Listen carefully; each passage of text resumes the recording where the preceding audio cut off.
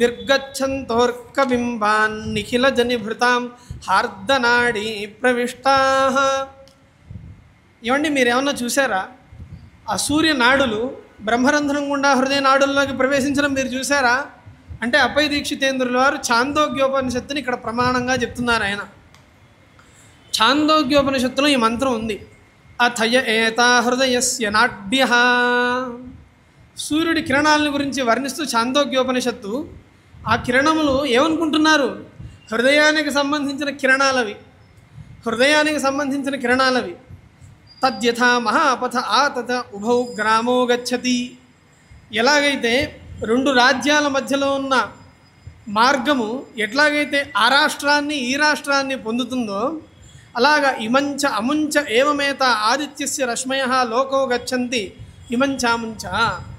ఇట్లా సూర్యభగవానుడి యొక్క కిరణాలు ఎలాగైతే రెండు రాష్ట్రాల్లో ఉన్న మార్గం రెండు రాష్ట్రాలని పొందుతుందో అట్లాగా సూర్యభగవానుడి యొక్క కిరణాలు ఊర్ధ్వలోకాన్ని అధోలోకాన్ని కూడా పొందుతూ ఉన్నాయి.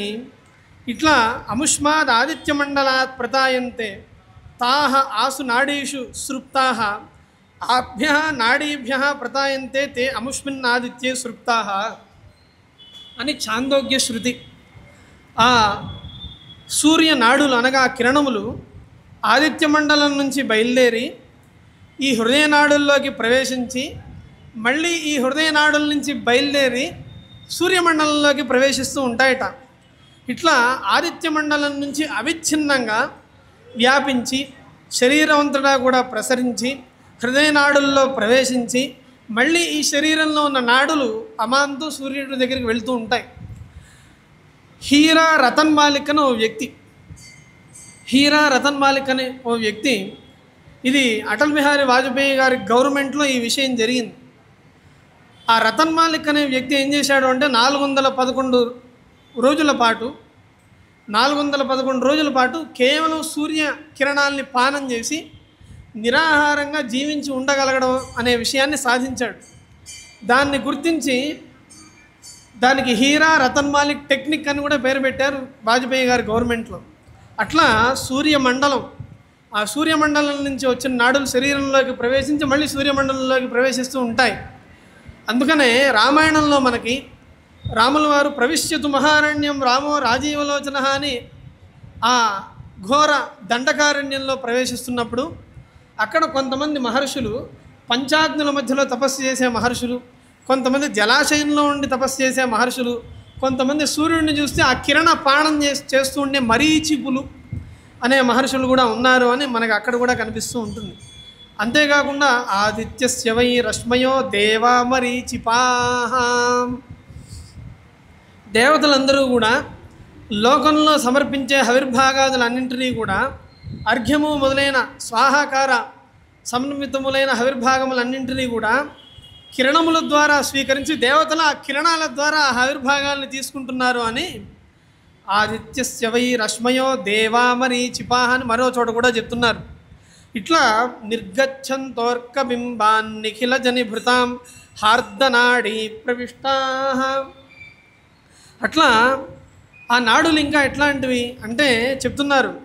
నాడ్యోవస్వాది బృందారక గణమధున తస్య నానా దిగుత్థాః. ఆ సూర్యుడికి సంబంధించిన కిరణములు అనేక దిక్కుల్లో ప్రసరిస్తున్న ఆ కిరణములు వస్వాది దేవగణానికి అమృతంట.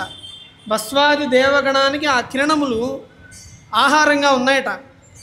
దీన్నే ఛాందోగ్యోపనిషత్తులో మధు విద్య అనే వ్యవహారంతో చెప్తున్నారు. అసౌవా ఆదిత్యో దేవమధు తస్య ద్యౌరేవ తిరశ్చీన వంశ అంతరిక్షం అపూపః అని ఆ మధు విద్యాస్వరూపుడైన ఆదిత్యుడిని వర్ణించే సందర్భం. ఈ ద్యులోకం అనేది ఎలాగైతే ఒక పెద్ద తేనె పట్టుకి ఒక పెద్ద వృక్షపు కాండం అనేది ఆధారంగా ఉంటుందో అలాగా ద్యులోకమే ఈ ఆదిత్య రూపంలో ఉన్న తేనె పట్టుకి ఆ ద్యులోకమే ఆధారమైన ఆలంబనమైన కొమ్మగా ఉంది. అంతరిక్షం అపూపః. ఆ తేనె పట్టు రూపంగా అంతరిక్షమే ఉంది. ఆ తేనె పట్టు మధ్యలో మధు విద్యా స్వరూపుడుగా అనగా తేనె స్వరూపంగా ఆదిత్యుడు ఉన్నాడు. ఆ తేనె స్వరూపంగా ఉన్న ఆదిత్యుణ్ణి వసువులు,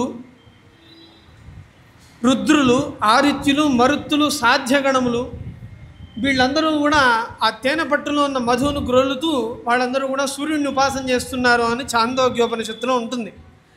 తద్యత్ ప్రథమమృతం తద్వసవ ఉపజీవంతి అని.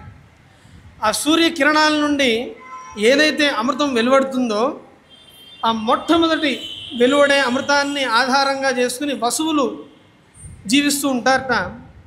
రెండవగా వచ్చే అమృతాన్ని ఆధారంగా చేసుకుని రుద్రులు, ఆ తర్వాత వచ్చే అమృతాన్ని ఆధారంగా చేసుకుని ఆదిత్యులు, అట్లా మరుత్తులు, సాధ్యగణములు వీళ్ళందరూ కూడా ఆ మధువుని గ్రోలుతూ ఉన్నారు.